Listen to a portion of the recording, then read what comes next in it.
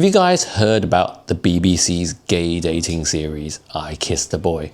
Well, a number of you have asked for my opinion on the controversy that's raging around it, and in particular the fact that there's a trans man included in the lineup. So it's a whole bunch of gay men going on dates plus one trans man. And this man identifies as a gay trans man.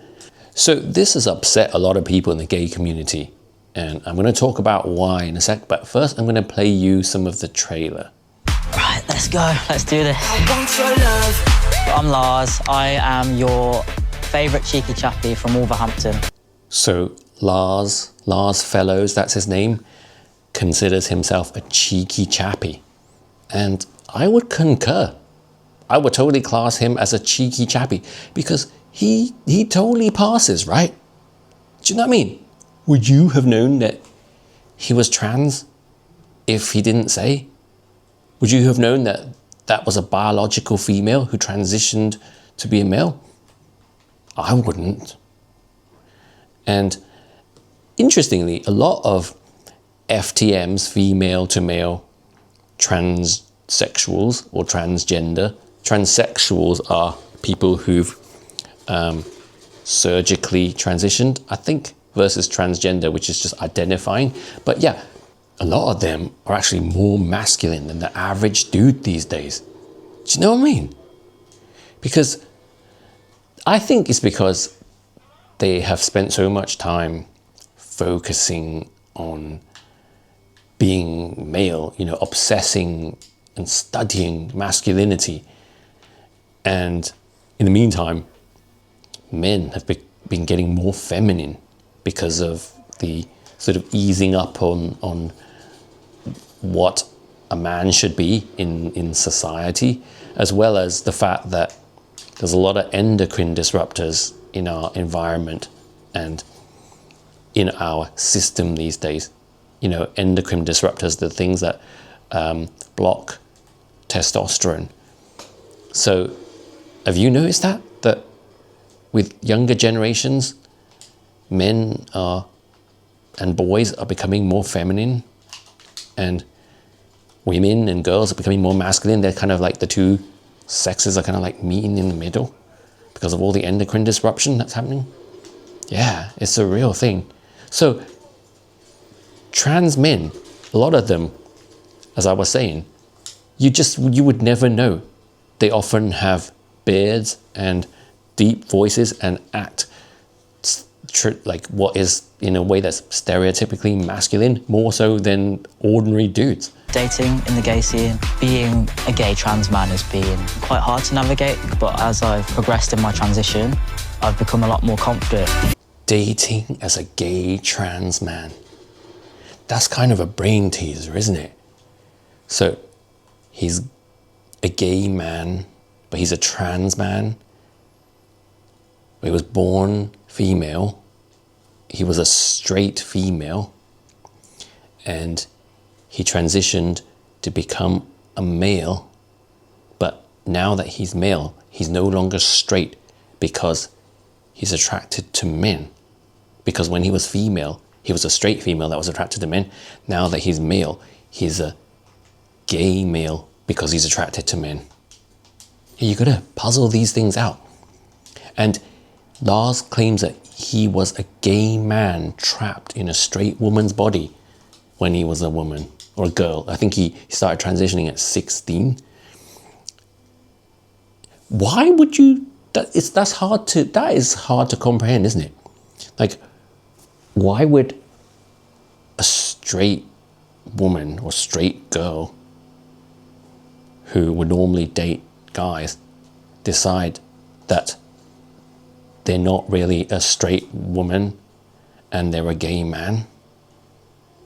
Like, why would you choose to be a gay man? Because don't you have it better as a straight woman? Like, straight people are privileged, right? Like, the woke narrative says that gay people are oppressed, right? So why would you choose to go from privileged straight woman to oppressed gay man? To then, to still be dating men? Because it surely would have been easier for a straight woman to date men than for a gay man. But alas, it's not my place to judge Lars's choice to transition, because as an adult, he has a right to live how he chooses to, with our blessing. Dating in the gay scene, being a gay trans man is being quite hard to navigate. Well, yeah, I'm sure it is hard to navigate. Because it's confusing, right? And I'm saying that without any judgment. It's a fact that gay men like D and straight men like the JJ. And as I said earlier, Lars was born as a biological female who was straight, who had all the straight men to choose from to enjoy his vajayjay, but he has chosen to be a gay man with a vajayjay and date, try to find gay partners who normally like D but actually would want to try his vajayjay. Right? That would be hard to navigate. So why are so many gays upset about a trans man being included in this gay dating show, I Kissed a Boy? Well, because, first of all, the BBC have made a big song and dance about this being a gay dating show. Hooray, finally a dating show for gay men. But it's obviously not a gay dating show, but a queer dating show, right? Because a trans man isn't really a gay man. He's a queer man. Queer is the umbrella term for everything under the sun, all the different sexual iterations or whatever you would call them that exist in the big spectrum of sexual and gender expression. So yeah, queer has become such a general term for so many different things that it's almost meaningless. Like, many queer people are actually straight. A case in point is the show's presenter, Dani Minogue, who came out as queer herself. Watch this. Dani Minogue reveals she identifies as queer. This comes after a tearful tribute to brave contestant on women-only dating show. The Australian singer opened up about her sexuality at the launch of the new dating show, I Kissed a Girl. However, she proudly told viewers, "I identify as queer in a weird way." And so after she came out, there was a big celebration. Woohoo! Dani Minogue comes out as queer. She's one of us. And then, rather sheepishly, she had to correct the wrong assumptions that were made about her, and she had to explain, actually, I'm straight and I'm married with children. So she explained she's actually just an ally. She's an eternal ally of the LGBTQ+. So that makes her queer. So basically, any woke leftist is queer, basically, because they're all allies, right? And arguably, many gay, lesbian, bi, and even trans people are not allies. Because for a lot of us, our sexuality isn't an ideology. It doesn't define our entire existence, doesn't come with a set of mandatory beliefs. And so we don't identify as queer, and we're not allies because we don't blindly support every single aspect of the LGBTQ+ ideology. And so a lot of us got kicked out of the queer club, and we kind of thought, oh well, no problem. We didn't really like the word queer very much anyway. It means weird. And back in my day, as a Gen Xer, people used to get bullied at school and called queer. It was a slur. Yeah, for decades, the gay rights movement was all about showing the world that we're the same as everybody else. We're normal. But all of a sudden, the queer movement came along and told everybody, no, we're different, we're special, we're queer, we're weird. But I can actually accept Lars as an ordinary dude, even though he's got a vajayjay, because he is in every other respect a dude to me. And I think for a lot of the gay people that are upset about him being included in this dating show, they're not rejecting his identity. I think most people don't have a problem with his trans identity, but it's just the basic biological fact that they don't like, for JJ, they like D. Genitalia is a big part of sexual desire and what makes straight people straight and what makes gay people gay. And including him in this show is kind of like implying that gay people should accept the fact that Lars has female genitalia and it shouldn't be an issue. They should just go with it. And gay people are looking at that as pushing conversion therapy.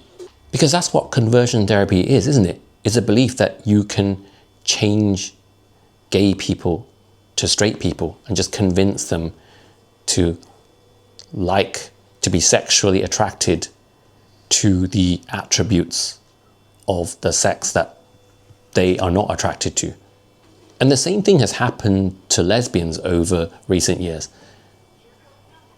Trans women, biological males who identify as female, have forced themselves into the lesbian scene, into their clubs and onto dating apps. And women are not allowed to reject them. If they do, if they're not interested in dating them, they're considered transphobic and they're called TERFs because they won't take that D, basically. On dating apps, people have always been able to select their preferences, but I don't know what it's like now because I don't use any of them, but apparently I've heard that you're not able to select. There are things that you cannot select that you used to be able to select. So, see, I'm of the pre-internet age, and I remember when dating sites first appeared on the internet, and you could obviously specify your sexuality and age, and you could choose, those were criteria that you could tick in terms of what you're interested in, who you would like to date, sexuality, age range, height, and this is a controversial one, but race. And I don't know how you guys feel about that, but and also religion, right? Because there might be Muslims who wouldn't want to date Jews and vice versa. And I believe that you can still select religion today. I'm not sure. Let me know if anybody out there knows. But a lot of people take issue with being able to choose your racial preferences, right? And yeah, of course, it's not nice if somebody doesn't want to date you on the basis of your race. But personally, in my view, if somebody just doesn't like Asians and would never want to consider dating one, they just are not attracted to them, I would rather not waste my time. So if they could tick a box saying they only want to date white or black or Latino or whatever, and don't want to date Asian, if it was as simple as that, I would prefer they do that if that really is the case. And then it doesn't waste my time. I'm not like having to try and force myself on people who really do not like me. I can't make them like me, and I would rather not be shown their profiles, right? But yeah, that's a controversial one because a lot of people say you shouldn't be able to make such choices. You should be forced to consider people of all identities. And that now includes what genitalia they have. I mean, would you want to be able to choose? Let's ask the straight people out there. Would you prefer not to date somebody with the same genitalia as you? Is that an issue to you? Because believe it or not, Stonewall the LGBT rights group, they branded lesbians who won't date trans, lesbians who wouldn't take a D, as sexual racists. Sexual racists. So while they're bullying lesbians and now gay men, who are essentially the new TERFs, trans exclusionary radical feminists, why is nobody bullying straight men and calling straight men transphobic for being unwilling to take a D? Because they can't. They won't get away with it. Straight men won't stand for that, right? But gays are easy victims, gays and lesbians. They're used to being oppressed, right? After finally gaining acceptance, now they're oppressed again. And the ironic thing is, the people who are oppressing them are the queers. It's this queer movement that is treating them as bigots and trying to demand that they convert, essentially. Do you know what I think we should do as a protest movement? At the next big Pride event, and maybe all the Pride events, there should be lesbian floats where all the lesbians sing along to Lil' Kim's classic Not Tonight. It's a track from the 90s where she's rapping about how she's not in the mood for intercourse tonight, she wants oral. And it goes, I don't want dick tonight. Eat my pussy, right? Yeah, wouldn't that be awesome? Above the lesbians, there should be a big banner saying, don't want D tonight. Who's with me on this? Because you can't force people, right? It's like Bonnie Raitt said in the 90s. Because I can make you love me. Right? You can't. Even my Chinese boomer uncle knows this. Because to the Chinese, there's nothing more important than having grandchildren, right? But if he has a gay son, he'd be like, cannot change. Sifat quay. Like Jia. Cannot make them like Hai. But man, like D, you cannot make them like V. And Dao Fu Po, like Hai, cannot make them like Jia. And lesbians or tofu women. I don't know why the Cantonese call lesbians tofu women, but they like V. You cannot make them like D. Only have one wish for my son. Finding men not only with good judge, but good heart. Take care and love this sifat guai, but cannot change. But the fact of the matter is, when somebody chooses to transition and live their life as a transgender man or woman, and I know activists will argue it's not a choice, but either way, you are narrowing your pool. There's no way around it.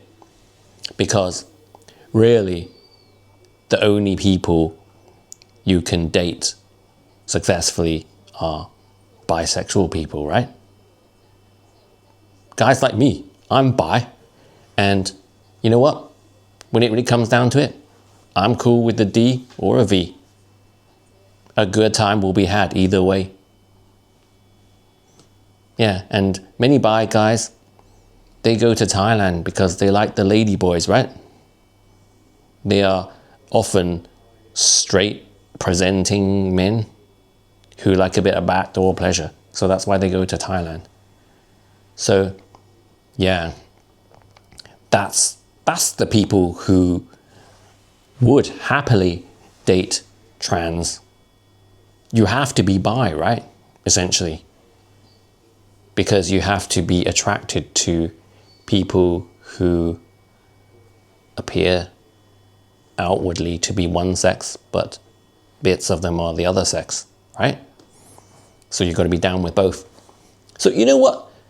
The BBC should have a trans dating show, right? It's simple. Like, just like with sports too, we should have trans Olympics. We should have a trans dating show. Problem solved.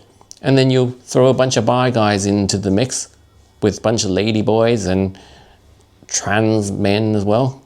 And yeah, it'll be amazing. I hope you guys are listening to this, BBC. So yeah, this is actually the BBC's doing this mess. They just didn't think this through properly. And I actually feel sorry for Lars, the trans guy, because he seems a nice lad. And this wasn't his doing. It's a very exciting opportunity for him to be the first trans man to appear on a dating show. But it should have been a trans dating show, right? Where, as I said, a bunch of bisexual people or pansexual people get to date trans people. And it would be a great show. I would totally watch it. Well, I wouldn't because I don't watch TV, but if I did, I would. What do you think? Let me have your thoughts, whether you agree or disagree with anything I've said. And do give this video a like. And thank you guys so much for all your engagement. I love getting your comments, and my subscriber numbers are growing so fast, but if you haven't yet subscribed, please do. And if you enjoyed this video, do give this one a watch as well. Thank you so much.